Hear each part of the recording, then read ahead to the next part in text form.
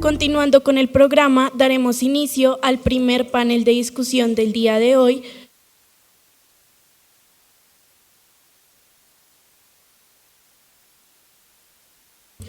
titulado Justicia Agraria, retos probatorios en conflictos agrarios, rurales y procesos de extinción de dominio. La moderación estará a cargo de la doctora Laura Huertas, docente de la Universidad Externado y abogada litigante. Y los panelistas serán la doctora Ángela María Buitrago, ministra de Justicia y Derecho de Colombia, el doctor Jaime Correa Medina, docente de la Universidad Externado y abogado litigante, y el doctor Julián Pimiento, docente de la Universidad Externado y abogado litigante. Doctora Laura Huertas, tiene usted el uso de la palabra hasta por 45 minutos para moderar este panel.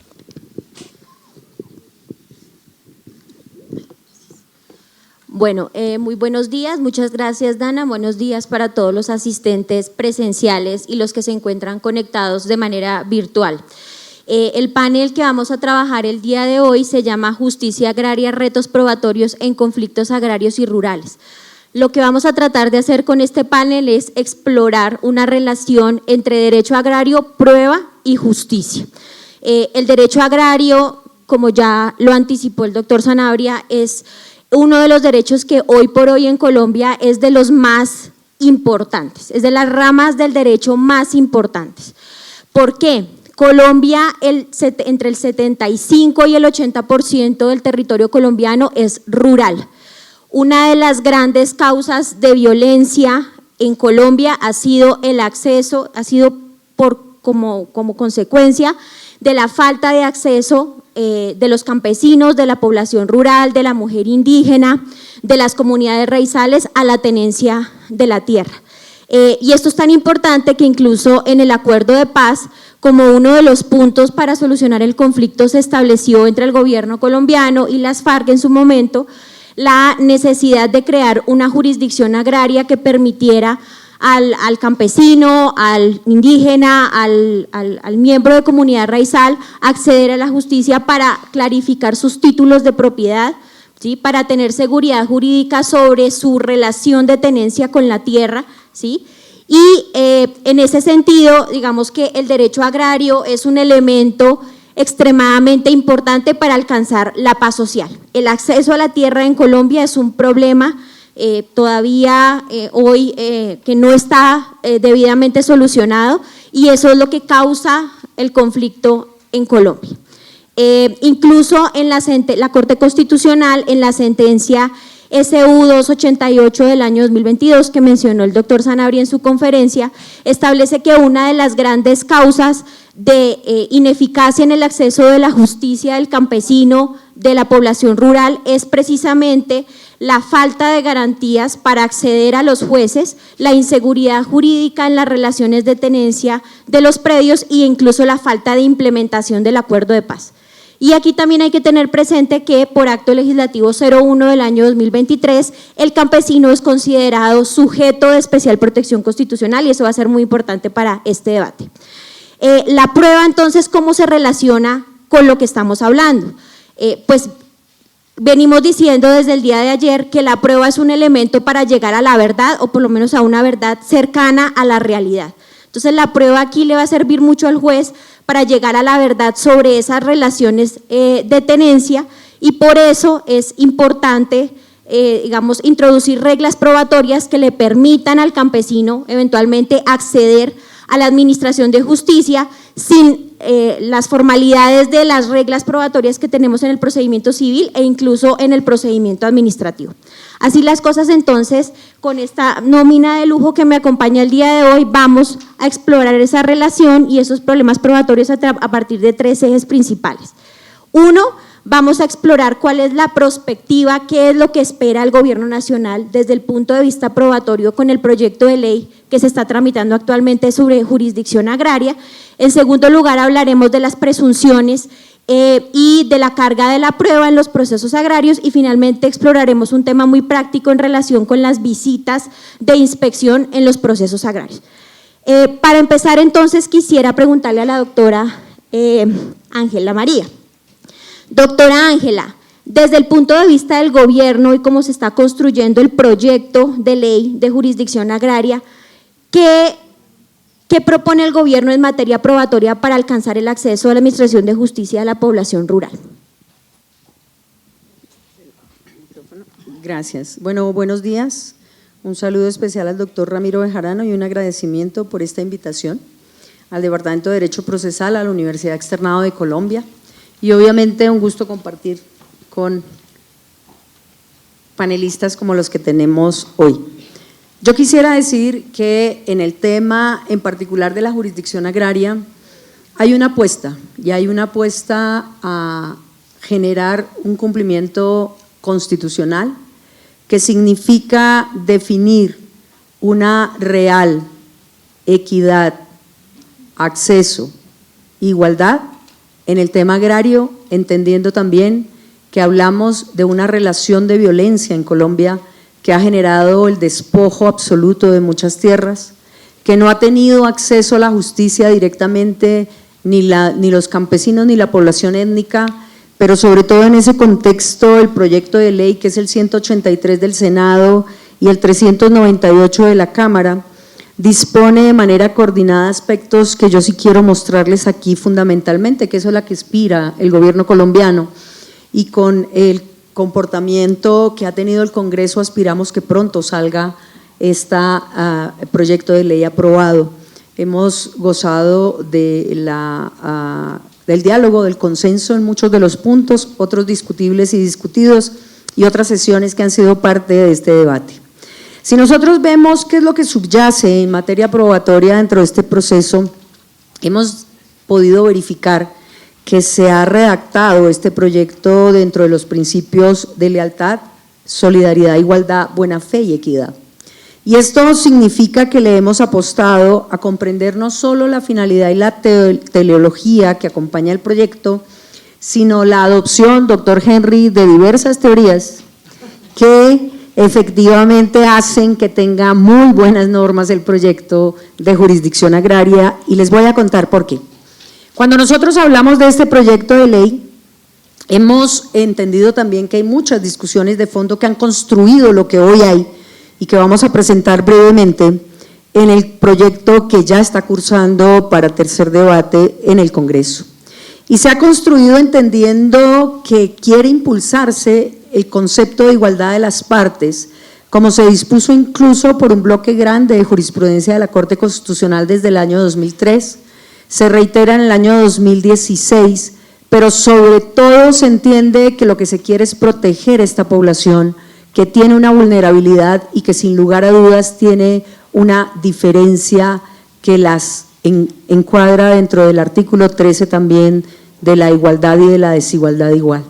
Y esto significa recordar que la Corte Constitucional habló en la mayoría de las legislaciones como un tema particular también de un cambio de orientación y de giro fundamental en los procesos civiles. Y en los procesos civiles la Corte Constitucional ha construido un tema bien importante de decir que sobre esos puntos la carga probatoria y también el tema de las cargas procesales asignadas a las partes solamente serán válidas cuando son razonables y proporcionadas. Y esto nos lleva en efecto a radicar una serie de principios y de características del proyecto de ley que no solamente buscan obviamente la verdad, sino también que las cargas procesales son un tema que la Corte Constitucional ha definido como un elemento característico de los sistemas probatorios, en donde hubo un giro y una aceptación de la máxima que teníamos nosotros de la famosa carga onus probandi a la carga dinámica de la prueba.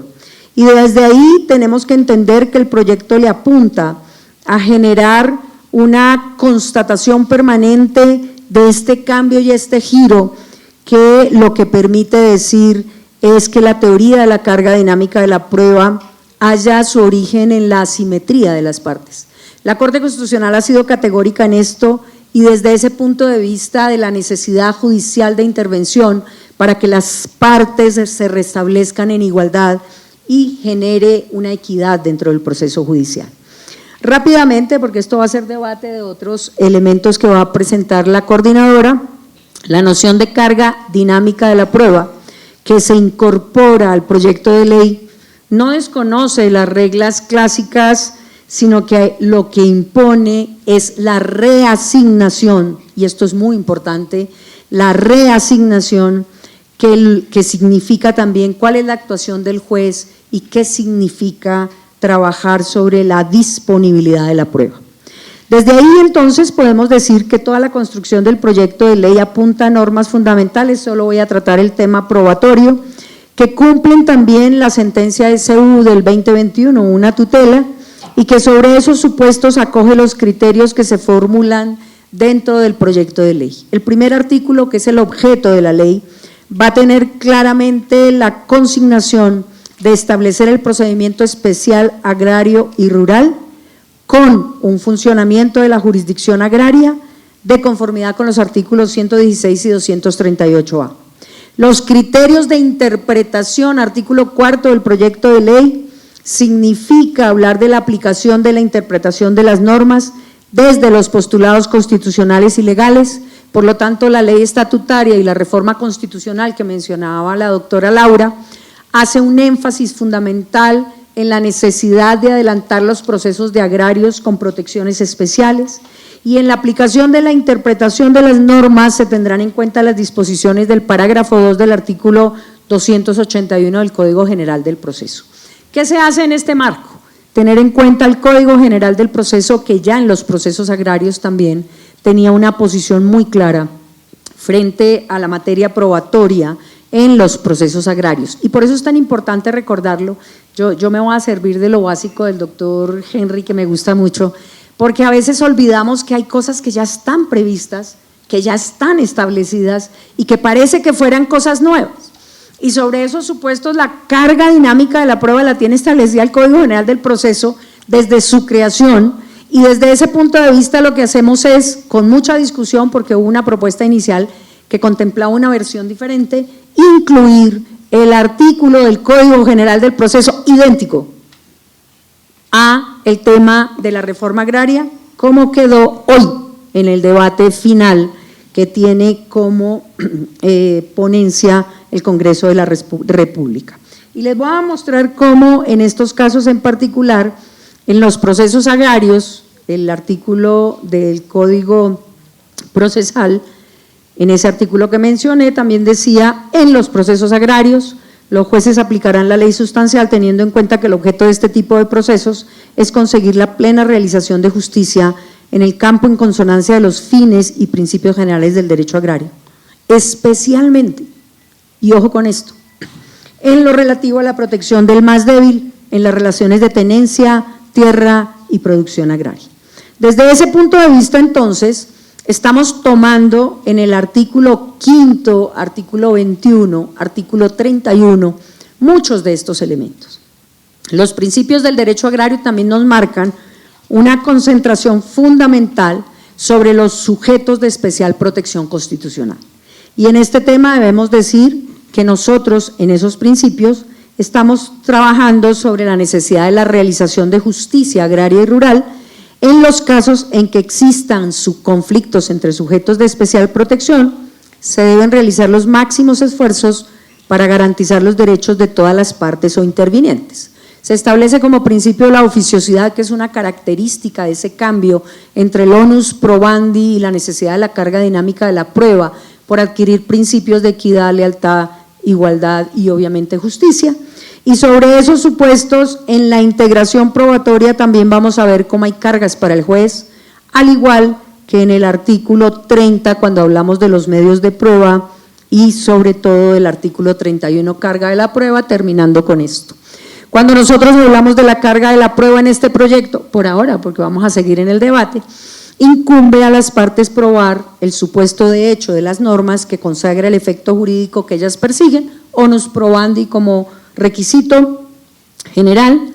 No obstante, según las particularidades del caso, el juez podrá de oficio o a petición de parte distribuir la carga durante su práctica o en cualquier momento del proceso antes de fallar, exigiendo probar determinado hecho a la parte que se encuentre en una situación más favorable para aportar la evidencia o esclarecer los hechos controvertidos.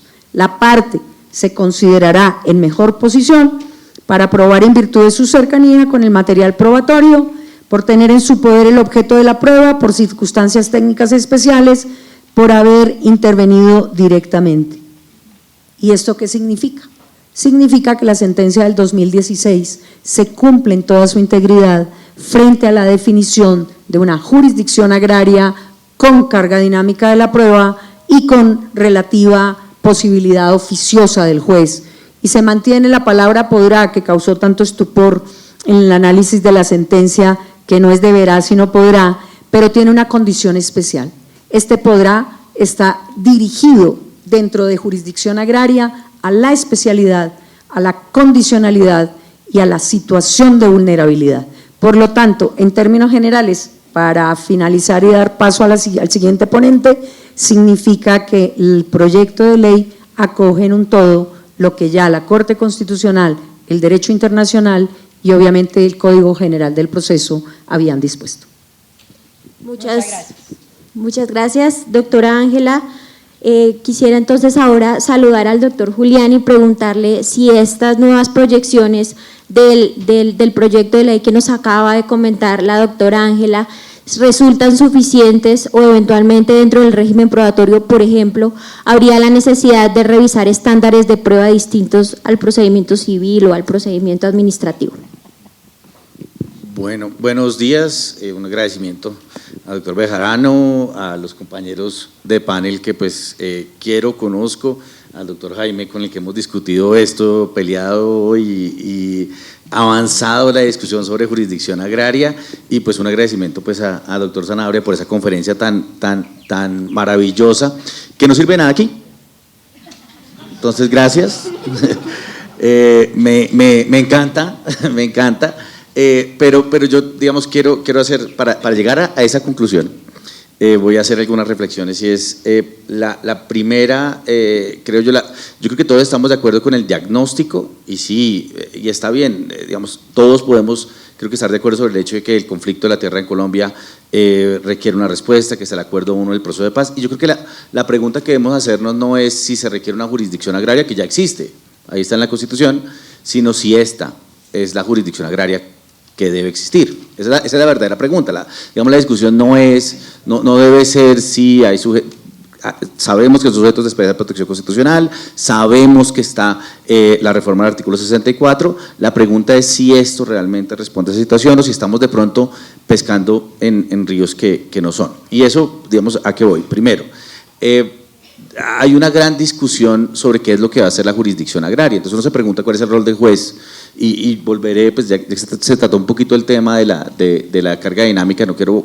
como entrar directamente en eso, pero sobre qué va a conocer el juez agrario, y eso quiere decir que, digamos, bajo esa perspectiva, probablemente los conflictos de posesión, mera tenencia y propiedad de la tierra, dentro de los que vimos en la conferencia anterior, pues no tendrán el régimen civil, sino tendrán el régimen agrario. Y esa es una primera pregunta, digamos, como que surge de la discusión. Pero creo que esta jurisdicción tiene un problema, y ese se ha notado en los diferentes proyectos de ley, un problema de identidad. ¿Cuál es la dificultad? ¿Qué es lo rural? ¿Qué es lo agrario? Todos sabemos el campo, pero hasta hoy lo rural sigue siendo el uso del suelo rural. Ni siquiera está ligado a la materialidad del conflicto, sino a donde se ubica. Entonces quiere decir que Cota, que tiene suelo rural, pues es un conflicto, sería jurisdicción agraria. Yo no sé dónde está el sujeto de especial protección constitucional, dónde está el campesino, pero estaría acá. El conflicto de posesión, mera tenencia y propiedad, derivado de un condominio campestre, sería jurisdicción agraria. Entonces, pues así está en el proyecto. No sé si eso es lo que quiere el gobierno o no, pero así está. Entonces, ahí hay una dificultad grande frente a esas circunstancias de conflicto de identidad, o la difícil verificación de la identidad, porque todos conocemos el problema, digamos que es esos problemas que uno no puede definir, pero que reconoce cuando lo ve, pero entonces la respuesta es muy problemática. ¿Por qué? Pues porque es un país que es 70% rural. Entonces, quiere decir que el Código de Procedimiento, el Código General del Proceso, y todo lo que vimos del proceso de declaración de pertenencia solo aplicaría para los inmuebles urbanos, y no para el 70% del territorio.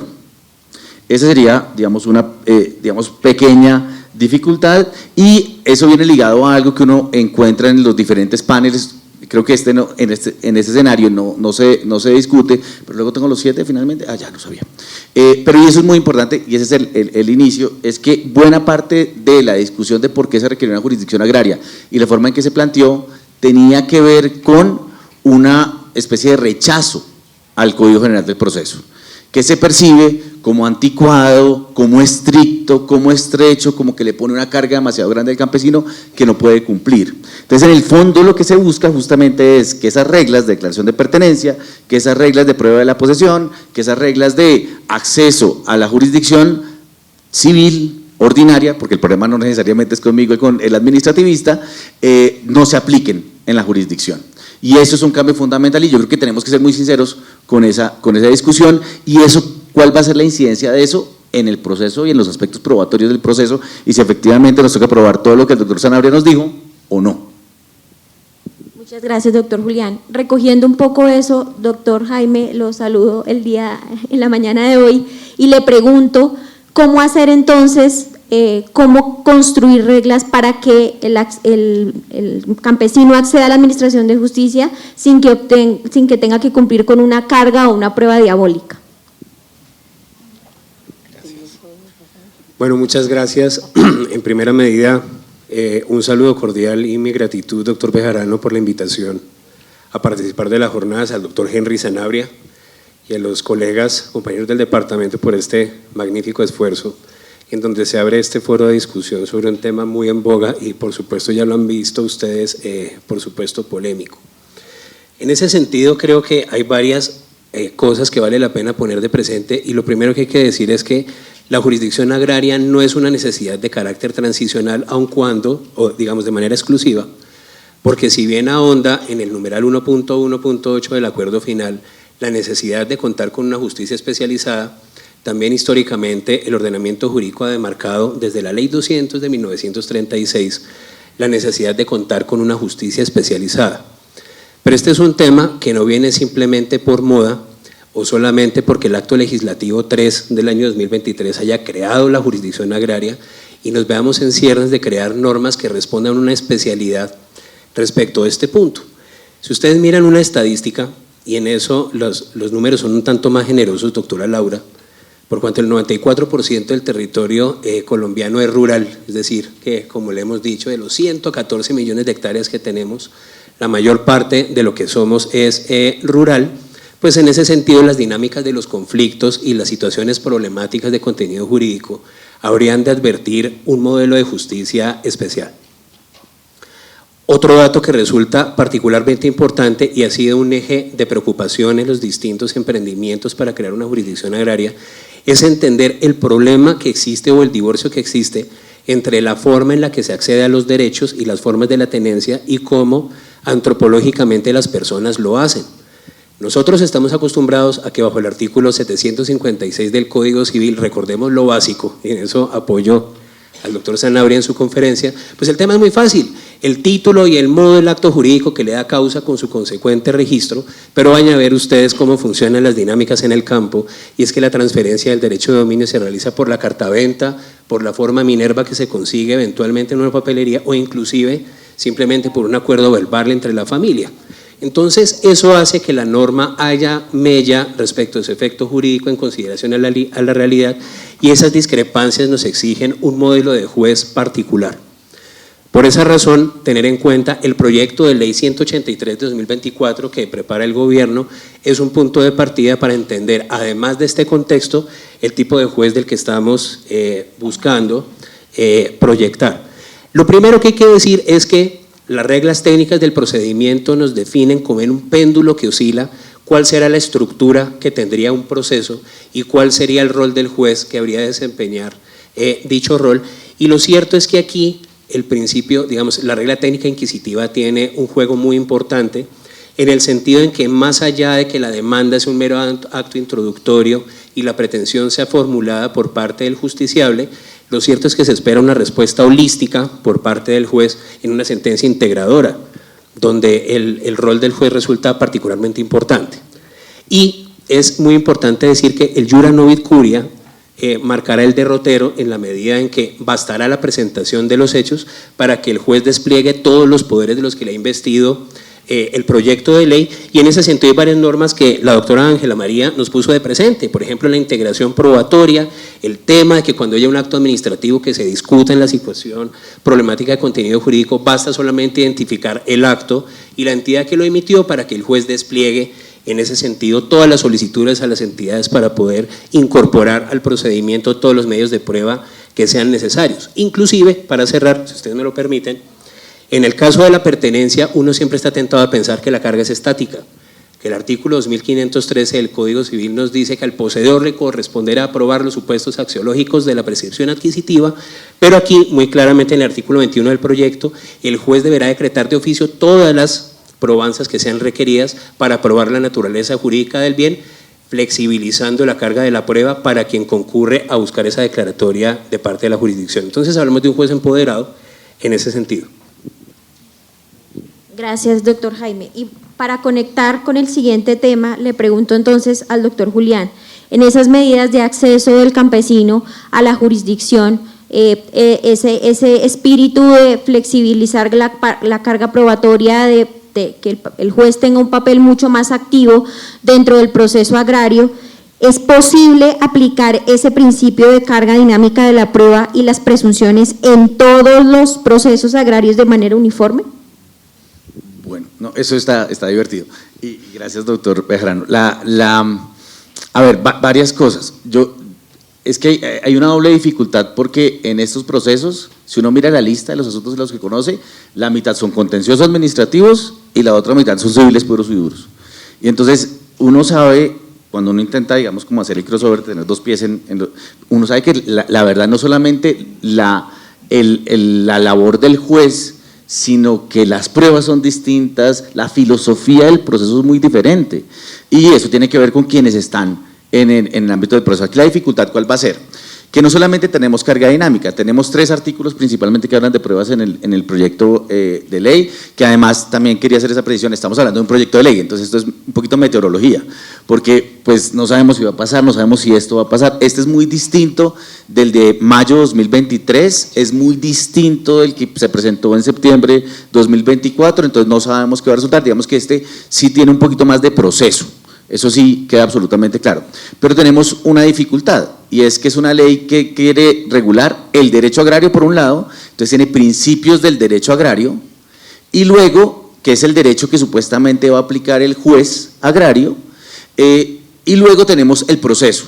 Pero entonces hay una dificultad, digamos, varias dificultades que tiene. Entonces tenemos unos principios, y se los voy a más o menos a contar cuáles son, para los que de pronto no han, y esto tiene que ver con las pruebas, voy rápidamente sobre eso, para que de pronto los que no han leído él y ver cuál es la escuela, si la de Girón, que es la nuestra, ¿no, doctor Sanabria?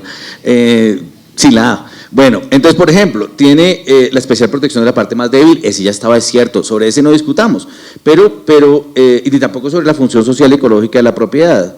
Pero me parece particular que digan como si no fuera humana la jurisdicción, pero la jurisdicción agraria y rural debe brindar accesibilidad, confianza y diálogo a sus actuaciones, creando mecanismos ágiles y eficaces de conciliación y resolución de conflictos.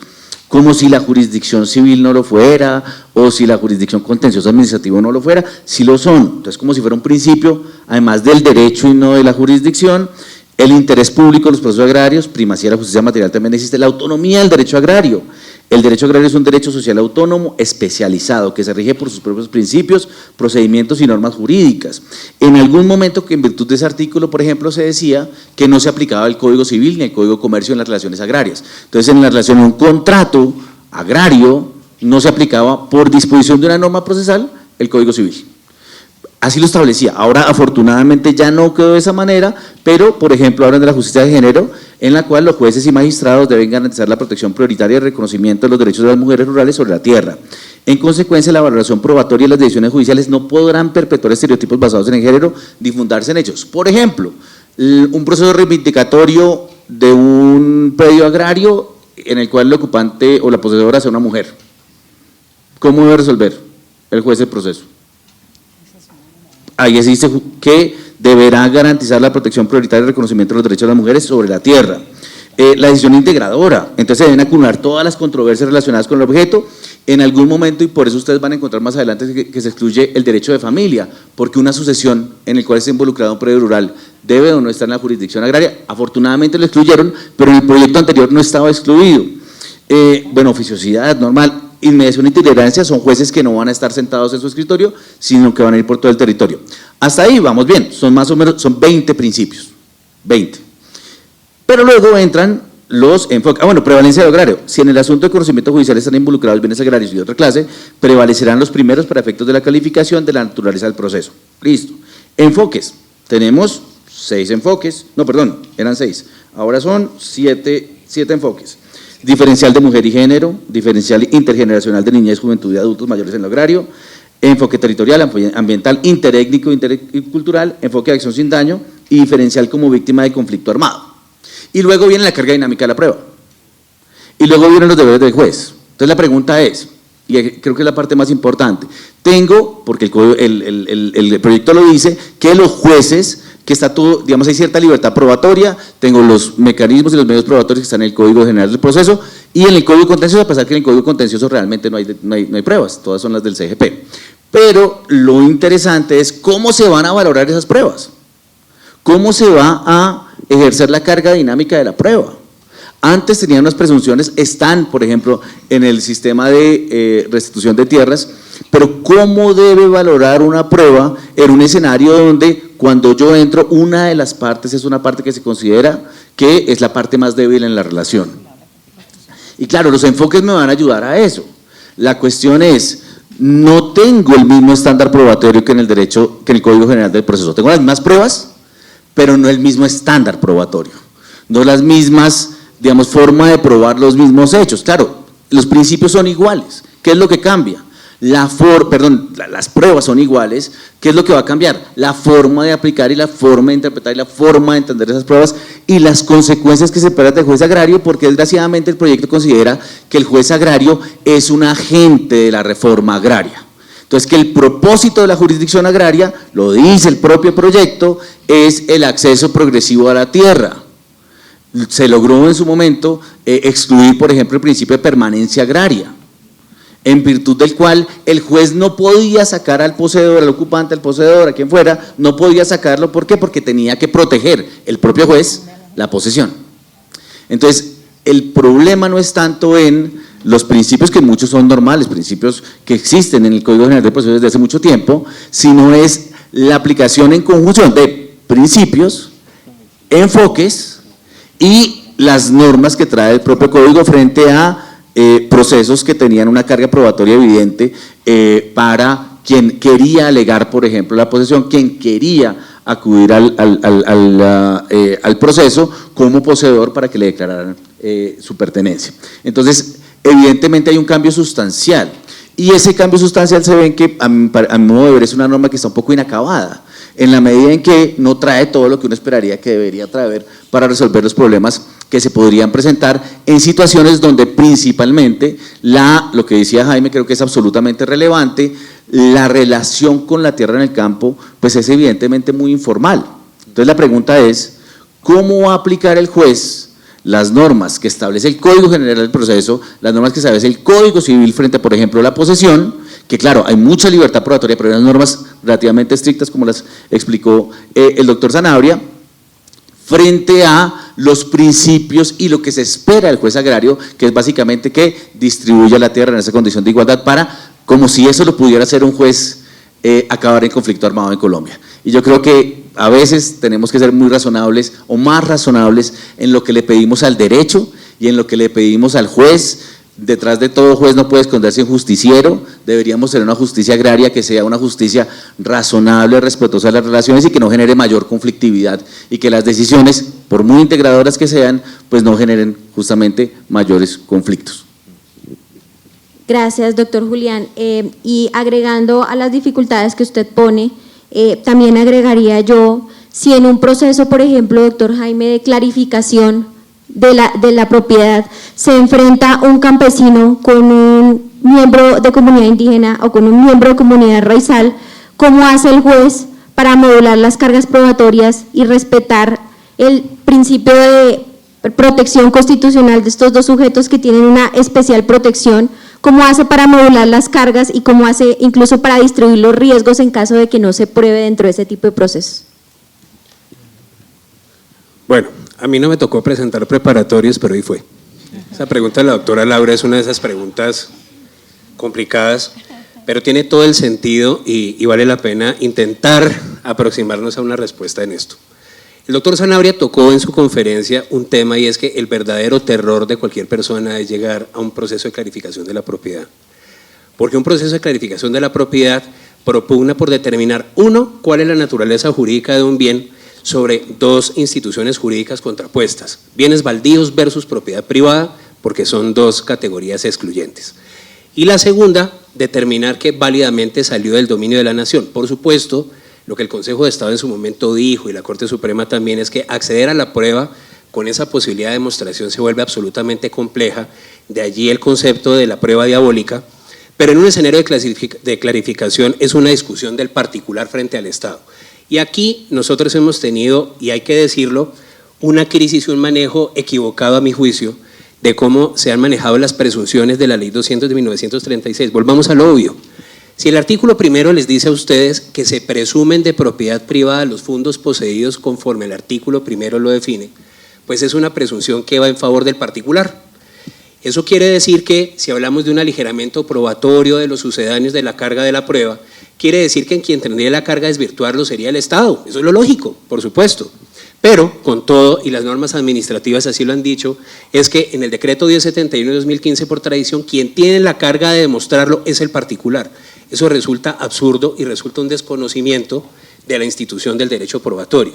Y, por supuesto, la imposibilidad de demostrarlo se vuelve difícil, sobre todo porque la propiedad privada, ojalá fuera el certificado de tradición y libertad suficiente, está amparado solamente en dos posibilidades que son, uno, la exhibición de título originario que no haya perdido su eficacia legal.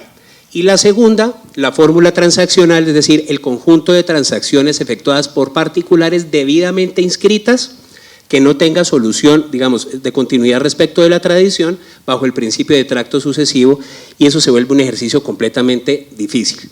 Por esa razón, tal vez el proyecto no se inclinó, como la ley 1448, a hablar de parámetros afirmativos como las presunciones, pero sí referir el tema de la carga de la prueba. Y sobre el tema de la carga de la prueba, con ese matiz importante en que arranca desde la carga estática, el unus probandi incumbit actori, pero excepcionalmente aplicar a los criterios distributivos, implicará que en cada caso el juez habrá de determinar y por supuesto sustentar cuáles de esas consideraciones habría de plantear. Por supuesto, y solamente para cerrar, si uno de los principios del acuerdo final es la democratización en el acceso al campo en términos de seguridad jurídica, pues por supuesto la norma debía plantear criterios especiales para que el campesino no se viera conminado a una situación de debilidad manifiesta al no poder probar o acreditar la propiedad privada. Entonces espero haber absuelto la inquietud. Gracias, doctor Jaime. Doctora Ángela, desde el punto de vista de gobierno, ¿cómo hacemos para integrar esas normas probatorias y respetar el acceso a la administración de justicia a estos sujetos? Bueno, antes de contestar eso, creo que sí está claro el panorama de cuáles son las competencias de la jurisdicción agraria.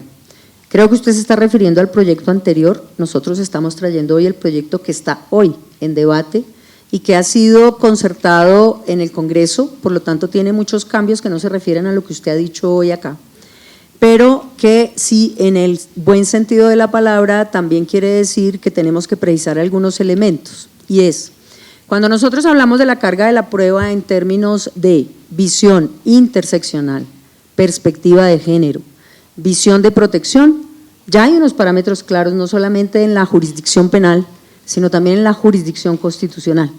Y eso significa apuntarle a dos elementos. El juez, cuando usted pone en ejemplo en particular cómo mira el juez si es mujer y qué clase de valoración hace, creo que ya no solamente el bloque de constitucionalidad, sino el bloque de convencionalidad ha generado un parámetro particular sobre cómo se interpreta frente a la necesidad de equidad, convención Belén do Pará, CEDAW, etcétera, frente al ejercicio particular. Lo segundo que hay que decir es que cuando hablamos de la carga de la prueba, también la Corte Constitucional en la sentencia del 2016 habló claramente de cómo mirar esta gran vulneración que puede haber de acceso a la justicia y de derecho cuando la carga de la prueba se le impone frente al parámetro de onus probandi y no se genera una distribución de cargas y riesgos. Y esto significa decir que tenemos claro que esta sentencia del 2016 hace un parámetro fundamental, y es cómo entender la valoración, que yo lo dije al principio de la intervención, y es quién tiene realmente más acceso a la prueba, con las diferentes variables que incorporé al inicio de esta charla, y significa también quién tiene más facilidad. Aquí no quiere decir, con la pregunta, doctora Laura, que sí resulta pertinente, pero que yo la veo desde otro punto de vista. Si yo tengo una población afro o una persona que pertenece a la población afro y una persona que pertenece a la población étnica, yo no voy a decir que esa sea la forma de definir quién tiene el riesgo de la prueba ni quién tiene la atribución de la prueba. Lo que tengo que hacer es la valoración frente a esos raseros que marqué en el primer inicio, y es quién tiene mejor acceso a la prueba, quién puede tener esa prueba, y desde ese punto de vista los parámetros que ha fijado la sentencia de 806 del 2016 en la Corte Constitucional. Y finalmente decirles algo, esto está en construcción, por eso es tan importante los debates que se han dado en academia, en foros públicos, en el Congreso, porque resulta que de lo que fue el proyecto a lo que hoy hay una diferencia. Y también hemos podido precisar algunos de los aspectos de competencia para efectos de que ustedes también, el Ministerio de Justicia, esto no es propaganda, simplemente tiene cada uno de los elementos desarrollados por unos ABC. Y cuando nosotros hablamos el ABC de la jurisdicción agraria que tenemos con el Ministerio de Agricultura, dice claramente cuáles son las competencias: uso y tenencia de tierra, contratos de aparcería y contratos agrarios, lanzamiento por ocupación de hecho, uso de recursos comunales y predios agrarios, posesión de predios rurales y privados, servidumbres agrarias y actuaciones de Agencia Nacional de Tierra. No hay que ponerle más intención que la que tiene la jurisdicción agraria de definir los problemas agrario y rural, y no nos vamos a meter por razón del tiempo en qué es agrario y qué es rural, pero creo que eso ya está definido hace mucho. Y recordemos que los principios de la jurisdicción agraria, el principio de sostenibilidad alimenticia, todo lo que significa apostarle a la jurisdicción agraria queda inserto dentro del proyecto de ley que efectivamente le apunta a esos principios. Nosotros hablamos de principios especiales, de jurisdicción especial, porque es que tienen un contenido diferente. Y fíjense que los principios estaban todos mencionados en el proyecto de ley inicial, y sin embargo, entendiendo que es una norma convencional y constitucional la que involucra los principios agrarios, se cedió ante la pretensión de muchos de los congresistas de que no era necesario incluir esos principios, pero esos principios van insertos en la ley. Venían todos. Usted dice, echa de menos unos, sí, claro, porque en la sesión y en las discusiones del Congreso se dijo, ¿para qué incluimos todos los principios en la ley si ya hacen parte de un bloque general? Así que yo dejo ahí la presentación por parte del Ministerio de Justicia. Gracias, doctora Ángela. Bueno, entonces aquí recogiendo bastantes temas por trabajar, todavía un derecho en construcción. Para terminar este panel, entonces, quisiera preguntarle al doctor Jaime, hay un tema muy práctico de bastante discusión actual, y es el tema de la visita técnica en los procesos agrarios. La dificultad está en que no sabemos esa visita técnica qué es, si es un medio de prueba distinto, es decir, innominado, si es parecido a la inspección judicial, si es una diligencia para la práctica de esas pruebas. Pero además tenemos el problema de la inmediación y el juez itinerante.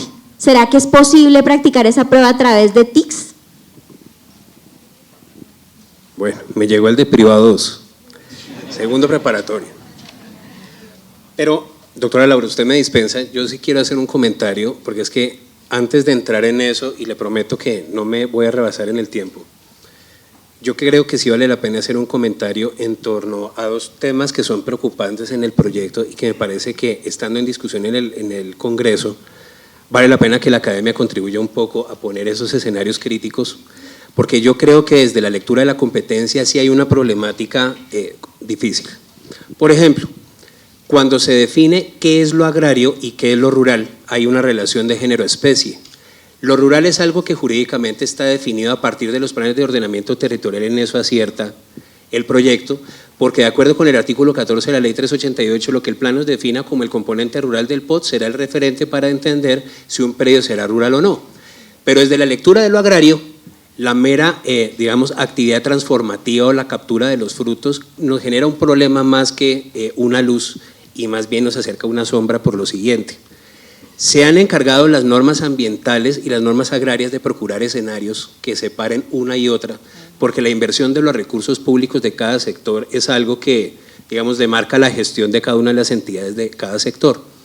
Y en ese sentido yo sí eché de menos en el proyecto que lo agrario sí está definido por el artículo 6 de la Ley 101 del 93, claramente nos dice, mire, cualquier actividad transformativa o desde la generación del fruto que implique una actividad agrícola, pecuaria, acuícola, forestal con fines comerciales es una actividad de carácter agrario y eso ya estaba previamente definido. Pero por supuesto cuando simplemente de forma lata se plantea que lo agrario corresponderá a la proyección de esos frutos o las actividades transformativas, genera una especie de intersección con el sector ambiental que resulta crítica y creo que en ese sentido valdría la pena hacer un ajuste al proyecto. Lo otro es que creo que desde la lectura de la técnica, para cerrar ese tema, ese comentario no quería reservármelo respecto a la pregunta anterior, es que este proyecto modifica el proyecto, digamos, el decreto ley 902 de 2017 por una razón. El querer de la comisión redactora, por encargo del señor presidente de la República en ese momento, era que todos los procedimientos especiales agrarios, salvo el de revocatoria directa por obvias razones, que es una prerrogativa que tiene la administración de echar para atrás sus propios actos, bajo las condiciones especiales del decreto 1071, buscaba que los procedimientos especiales agrarios todos fueran cerrados por un juez de la República a través de una sentencia, porque lo que se buscaba era generar un contrapeso a la Agencia Nacional de Tierras respecto del ejercicio de las funciones que le corresponden. En ese sentido, el proyecto sí plantea una diferencia porque define que salvo que se plantee oposición, varios de los procedimientos agrarios se cerrarían por parte de la Agencia Nacional de Tierras y eso sí declina un poco lo que el decreto ley 902 plantea en su momento y pensamos también que incluye de forma equivocada la caducidad administrativa y la condición resolutoria, que son las consecuencias frente al incumplimiento de las obligaciones del adjudicatario o del subsidio integral de acceso a tierras en lo pertinente. Entonces yo sí recomendaría, aprovechando la posibilidad, de que la caducidad administrativa y la condición resolutoria se sacaran del contexto de los procedimientos especiales agrarios porque no pertenece a ese conjunto. Por lo demás, y para atender la pregunta en ese sentido, pues hay una cuestión importante y es, nadie podría dudar de que la naturaleza jurídica de los procedimientos especiales agrarios es jurisdiccional.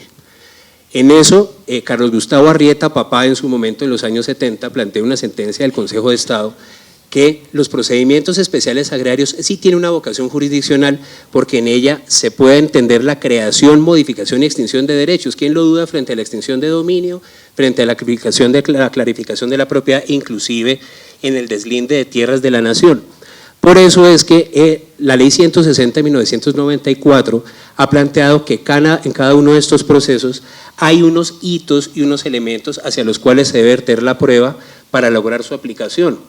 Y en ese sentido, por ejemplo, en el caso de la extinción de dominio, que es la máxima consecuencia jurídica cuando se incumple con la función social y ecológica de la propiedad, el artículo 52 de la ley 160 plantea como medio probatorio forzoso que se realice la inspección ocular, es decir, el desplazamiento de un equipo técnico de la Agencia Nacional de Tierras a partir de un jurídico, a partir de un agrónomo, a partir de un agrólogo, si es del caso, para que hagan la calificación del fondo y en ese sentido determinen primero a partir de que se trata de un bien de propiedad privada porque no puede distinguir lo que no es de propiedad privada, en primer lugar. En segundo lugar, cuáles son las circunstancias del aprovechamiento de la explotación, si es parcial o no lo es, para efectos de determinar si se aplicará la extinción de dominio en la totalidad del fondo o solamente en una parcialidad de ella, de modo que esa es una carga que le corresponde a la Agencia Nacional de Tierras y la excepción está planteada para el particular quien por razones de fuerza mayor se podría excusar de esa circunstancia. Lo propio en el artículo 53 y en el artículo 49 cuando hablamos del deslinde de tierras de la nación, en donde también la práctica de la inspección ocular es necesaria con intervención de peritos. Lo que viene sucediendo en este momento, y ahí está el eje de la problemática, es que la Agencia Nacional de Tierras en este momento está operando para poder optimizar sus recursos por el costo que tiene el desplazamiento a los predios de medios indirectos como las ortofotos, la percepción remota, etcétera, para tratar de acreditar los supuestos que cada uno de estos procedimientos requiere y que resultan insuficientes. Eso quiere decir que si yo estoy pretermitiendo la práctica de una prueba que es necesaria incurriría en una nulidad a partir del numeral quinto del artículo 133 del Código General del Proceso, y este es un escenario que, si bien se ha representado y desde el litigio lo vivimos frente a la Agencia Nacional de Tierras, está abriendo un espacio en el que seguramente discutidos en el contencioso generarán muchos problemas. Entonces, ciertamente, la percepción remota será posible si permite homologar con suficiencia los elementos que se esperan acreditar a partir de la inspección, pero en tanto eso no sea posible, no puede relevarse de la necesidad de efectuar la práctica.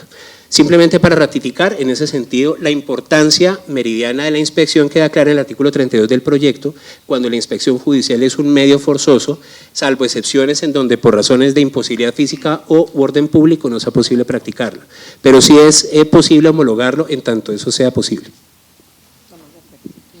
Gracias. Doctor Julián, recogiendo un poco la nulidad de la que hablaba el doctor Sanabria ahorita en su exposición, la práctica de pruebas de inspección ocular, de inspección judicial, de visita técnica a través de las TIC, ¿rompe con el principio de inmediación y habría nulidad de ese medio probatorio? Listo, bueno, tríplica, dúplica. Parágrafo 2, artículo 7, texto conciliado. Para efectos de esta ley se entenderán como predios agrarios aquellos inmuebles ubicados en suelo rural, de acuerdo con los POTs, vigentes al momento de presentar la demanda, o aquellos que tengan vocación agraria. No sé si han escuchado hablar de las APAs. La sabana de Bogotá y los lineamientos de la sabana de Bogotá, todo eso de la sabana es de vocación agraria. Entonces no sé si eso es lo que el gobierno quiere, pero es lo que está escrito. Entonces habría que de pronto, doctora, precisarlo en el texto final. Este es el texto que está conciliado. Entonces es importante, digamos, ¿por qué? Porque muchas veces, y pasa mucho, lo que uno quiere, lo que de pronto se pretende, no es necesariamente lo que termina en el texto. ¿Y qué va a pasar? Va a haber problemas, conflictos de jurisdicción, va a haber dificultades, y sobre todo pensemos en comuneros de suelo rural que tienen vivienda. Ese suelo normalmente tiene vocación agraria y el gobierno en los últimos 6 meses ha sacado unas 20 normas relacionadas con la recuperación de la vocación agraria de esos predios que están siendo efectivamente ocupados con vivienda y que esos van a ir a jurisdicción agraria según el propio texto que se está tramitando en este momento.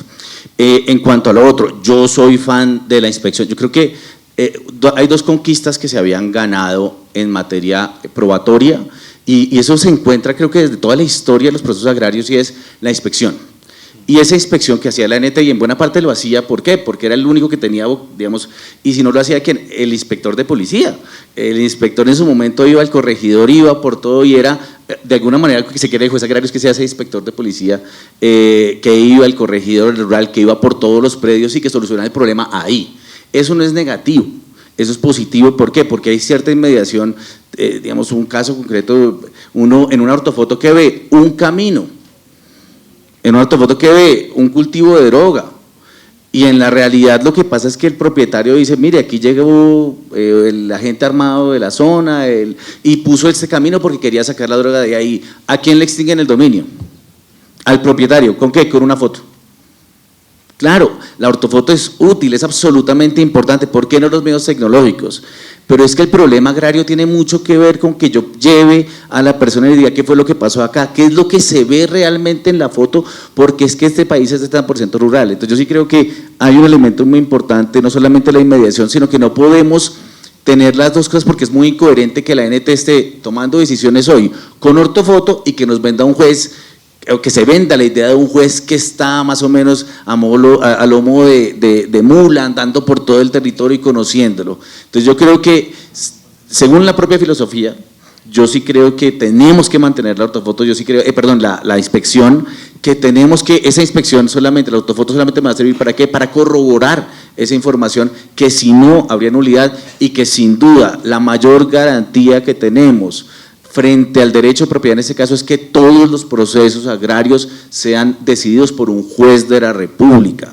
¿Por qué? Porque es una garantía, la garantía jurisdiccional, que esa no la da, y lo dice un administrativista, no la da una entidad pública con un procedimiento administrativo que realmente sigue siendo muy oscuro. La diferencia entre acudir a la ANT a litigar un proceso de estos, frente a litigarlo ante un juez, es el cielo y la tierra.